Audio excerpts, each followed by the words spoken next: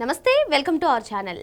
తిరుమల కల్తీ నెయ్యి కేసులో రోజుకొక న్యూస్ మనం చూస్తూ ఉన్నాము. మరి దీనిపైన కూడా స్పందించకుండా వైసీపీ నేతలందరినీ కూడా హెరిటేజ్ పైన టార్గెట్ చేయడాన్ని ఏ విధంగా చూడాలి? సీనియర్ జర్నలిస్ట్ సత్యమూర్తి గారిని అడిగి తెలుసుకుందాం.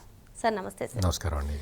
టీటీడీ కల్తీ నెయ్యి కేసులో మనం సంచలన వార్తలు ఎన్నో చూసాం సార్. చిన్నప్పన్న గురించి కానివ్వండి, అసలు కేసు స్టార్ట్ అయినప్పటి నుంచి కూడా ఎన్నో అంశాలు చూసాం.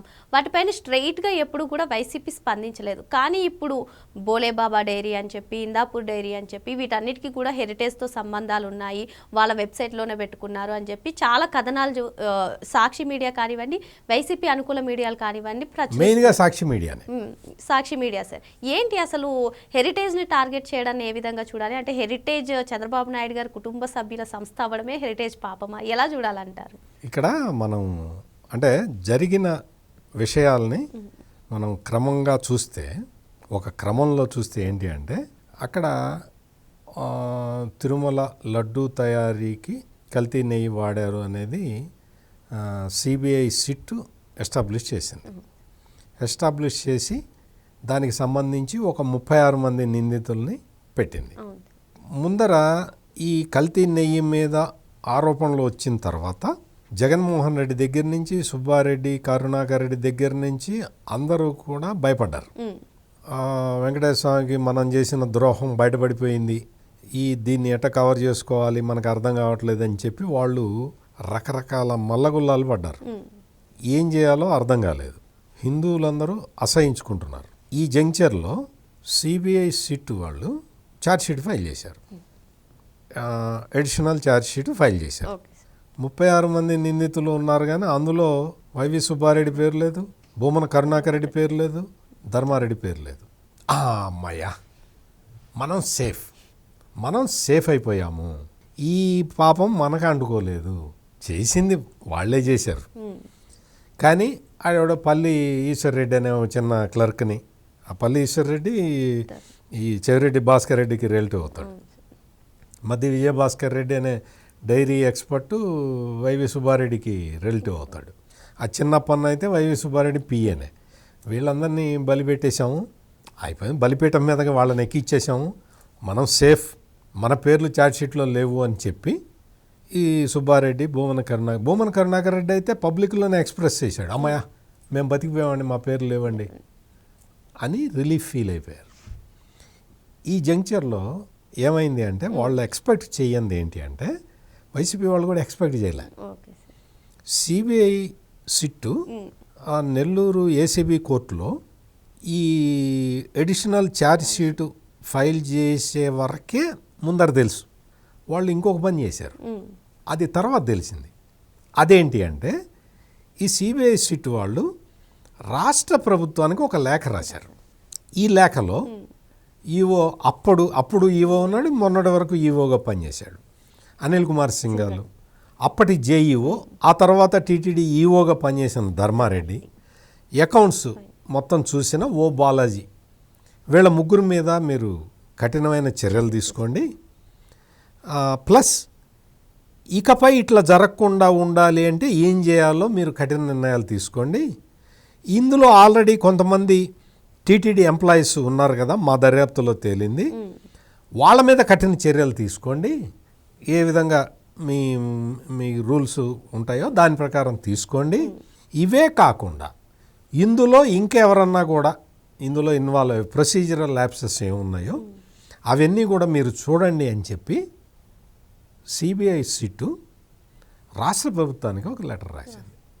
ఇది ఎక్స్పెక్ట్ చేయలే.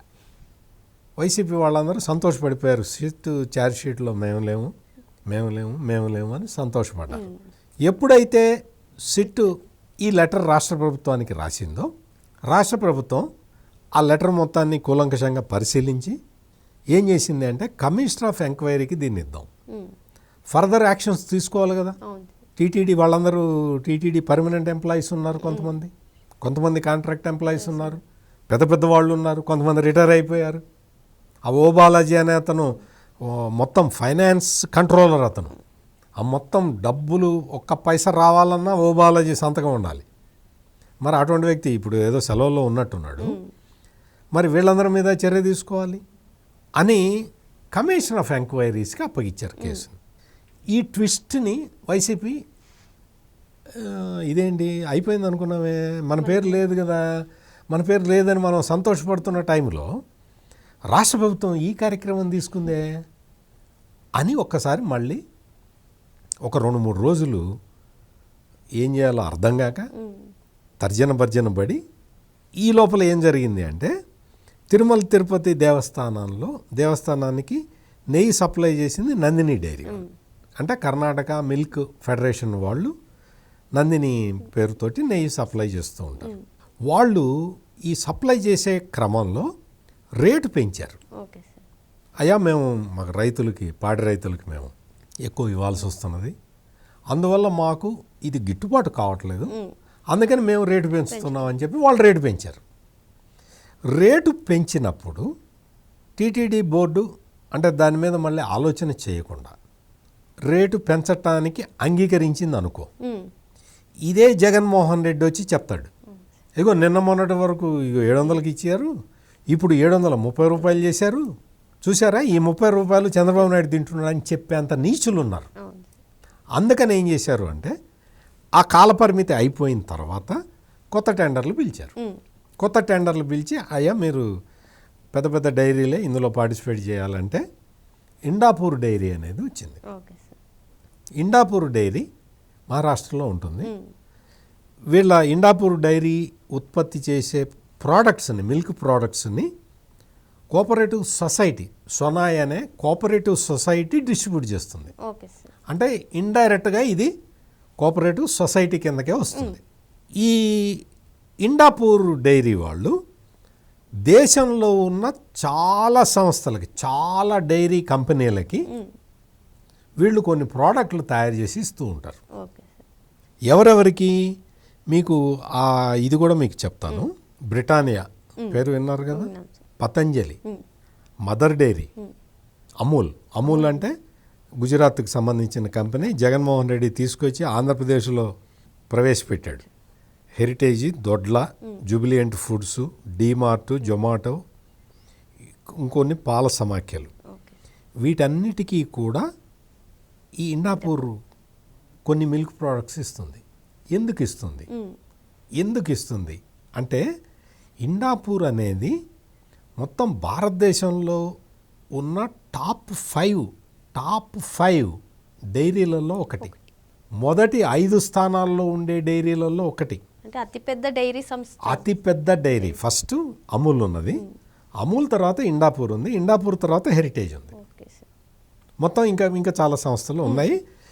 వీటిలో బ్రిటానియా వాళ్ళు, పతంజలి వాళ్ళు, మదర్ డైరీ, అమూల్, హెరిటేజ్, దొడ్లపాలు అని ఆంధ్రప్రదేశ్లో చాలా చోట్ల ఉంటుంది.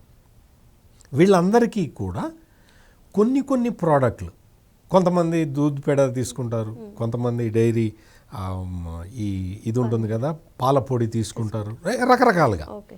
వాళ్ళందరికీ ఆ ఉత్పత్తుల్ని ఇండాపూర్ డైరీ ఇస్తుంది. ఇది ఇండాపూర్ డైరీ ప్రత్యేకత. మనం బోలేబాబా డైరీని చూసాం.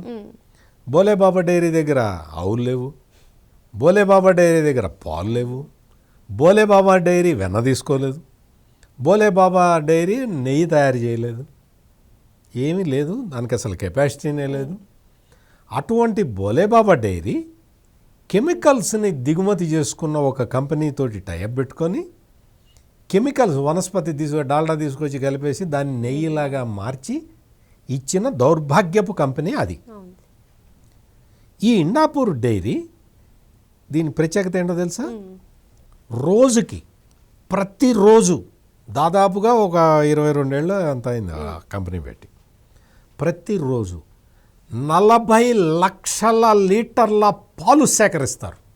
40 లక్షల లీటర్ల పాలని సేకరించే కంపెనీ ఇండాపూర్ డైరీ. ఇంకో విషయం తెలుసా? ఇండాపూర్ డైరీ రోజుకి 50 లక్షల లీటర్ల పాల పదార్థాలని ప్రాసెస్ చేసే శక్తి గల కంపెనీ. 40 లక్షల లీటర్ల పాలు ప్రతిరోజు సేకరిస్తారు, 50 లక్షల లీటర్ల ప్రాసెస్ చేసే కెపాసిటీ ఉన్న డైరీ ఇండాపూర్ డైరీ. ఇంకో విషయం చెప్పేదా, మామూలుగా ఒక్కొక్క సీజన్లో చాలా ఎక్కువ పాలు వస్తాయి. సమ్మర్ వచ్చేటప్పటికి పాల ఉత్పత్తి తగ్గుతుంది, వాళ్ళకి పాలు రావటం ఆగుతుంది.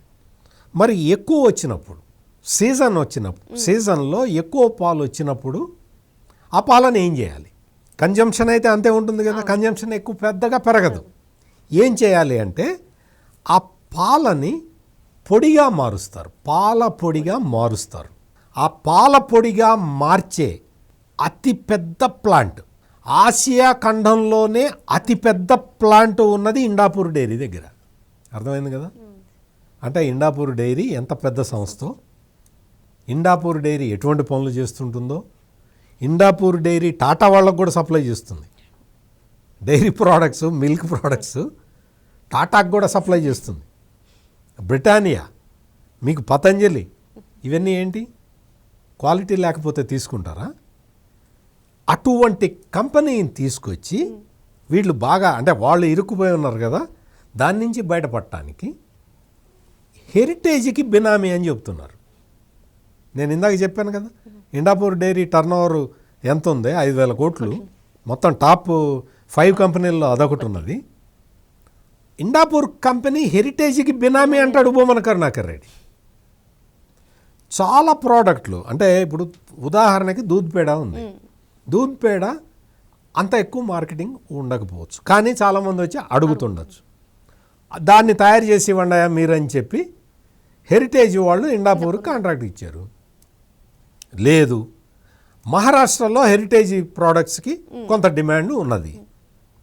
వీళ్ళు వెళ్ళి అక్కడికి వెళ్ళి ఫ్యాక్టరీ పెట్టి అవన్నీ తయారు చేసి మళ్ళీ వాళ్ళకి ఇచ్చే బదులు అక్కడ ఆల్రెడీ ఒక ఇది ఉంది, కంపెనీ ఉంది, ఆ కంపెనీకి ఆర్డర్ ఇస్తారు. ఎవరైనా అదే చేస్తారు. మా బ్రాండ్ మీద ఇంత క్వాలిటీ ఉండాలి, ఈ క్వాలిటీ ఉండాలి, క్వాలిటీ తగ్గితే మేము తీసుకోము అని చెప్పి మా బ్రాండ్ మీద మీరు తయారు చేసి ఇవ్వండి అంటారు. ఇంకా మీకు బాగా అర్థం కావడానికి మీకు ఒక చిన్న ఉదాహరణ చెప్తా.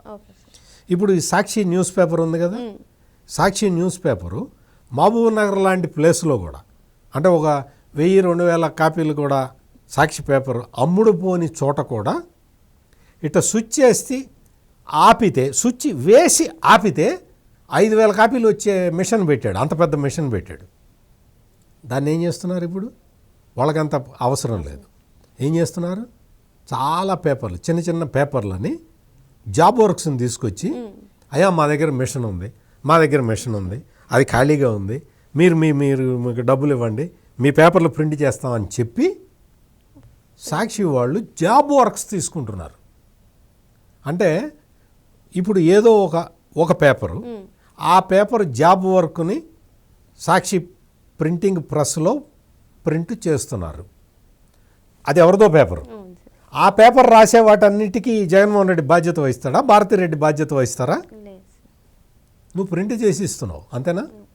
నీ ఆర్గ్యుమెంట్ అదే కదా, నువ్వు అదే చెప్తావు కదా, నేను జాబ్ వర్క్ తీసుకున్నానండి, చేస్తున్నానండి అంటావు. మరి ఇండాపూర్ డైరీ కూడా అదే చేస్తున్నది. వాళ్ళ ప్లాంట్ కెపాసిటీ ఎక్కువ, 50 లక్షల లీటర్లు పర్ డే మిల్క్ ప్రోడక్ట్స్ని ప్రాసెస్ చేసే శక్తి ఉన్న డైరీ అది. వాళ్ళు జాబ్ వర్క్ తీసుకుంటున్నారు, నీకేంటి నొప్పి? హెరిటేజ్ బినామీ ఇండాపూర్ అని చెప్పటం నీకు అన్న బుర్ర ఉంది అసలు? ఇది అందుకని ఈ రోజున హెరిటేజ్ మీద బురద చల్లుదామని వీళ్ళు చేసిన ప్రయత్నం మొత్తం వికటిస్తుంది. హెరిటేజ్ వాళ్ళు కూడా వీళ్ళ మీద లీగల్ యాక్షన్కి వెళ్ళబోతూ ఉన్నారు. హెరిటేజ్ వాళ్ళే కాదు, తిరుమల తిరుపతి దేవస్థానం బోర్డు చైర్మన్ బిఆర్ నాయుడిని కూడా అవమానకర రీతిలో మాట్లాడారు ఈ వైసీపీ వాళ్ళు. ఆయన కూడా యాక్షన్ తీసుకోబోతున్నాడు. సార్, ఇక్కడ ఒక్క అంశం సార్, ఇప్పుడు హెరిటేజ్ అనేది తన బిజినెస్ కార్యకలాపాల గురించి ఎక్కడికైనా వెళ్ళి ఏ ప్రోడక్ట్స్నైనా తెచ్చుకుంటుంది. టీటీడీ కల్తీ నెయ్యి అంశంలో ఎక్కడా కూడా హెరిటేజ్ పేరుని మెన్షన్ చేయలేదు. అప్పుడు అసలు హెరిటేజ్కి మిగతా సంస్థలకి లావాదేవీలు ఉంటే అది దాని తెరపైకి తీసుకురావడం ఎంతవరకు కరెక్ట్ అంటారు? అంటే వీళ్ళ ప్లాన్ అది. వీళ్ళ ప్లాన్ ఏంటి అంటే హెరిటేజ్ ఇక్కడే కాదు, దేశంలో ఎక్కడా కూడా గవర్నమెంట్కి సంబంధించిన ఆపరేషన్స్లో పార్టిసిపేట్ చేయదు. వాళ్ళ పాలసీ అది. గవర్నమెంట్ తోటి సంబంధం ఉంది అంటే ఆ జోలికి పోరు. వాళ్ళ పాలసీ అది. గవర్నమెంట్ కాంట్రాక్ట్ ఇస్తున్నదండి, మాకు అక్కర్లేదు, మేము తీసుకోము అని చెప్తారు. అది వాళ్ళ పాలసీ. మరి అటువంటి పాలసీ ఉన్న ఒక కంపెనీని నువ్వు వివాదంలో లాగటం ఏంటి? ఇంకొక పాయింట్, ఈ ఇండాపూర్ డైరీ వాళ్ళు వాళ్ళు ఎవరెవరికి ఇస్తారో తెలుసా? ఇందాక కంపెనీల పేర్లు చెప్పాను కదా, అవును సార్. ఇప్పుడు దేవస్థానాల పేర్లు చెప్తా. Okay sir. తిరుమల తిరుపతి దేవస్థానాన్ని గతంలో కూడా ఇచ్చారు, ఉమ్. ఇప్పుడు ఇస్తూ ఉన్నారు.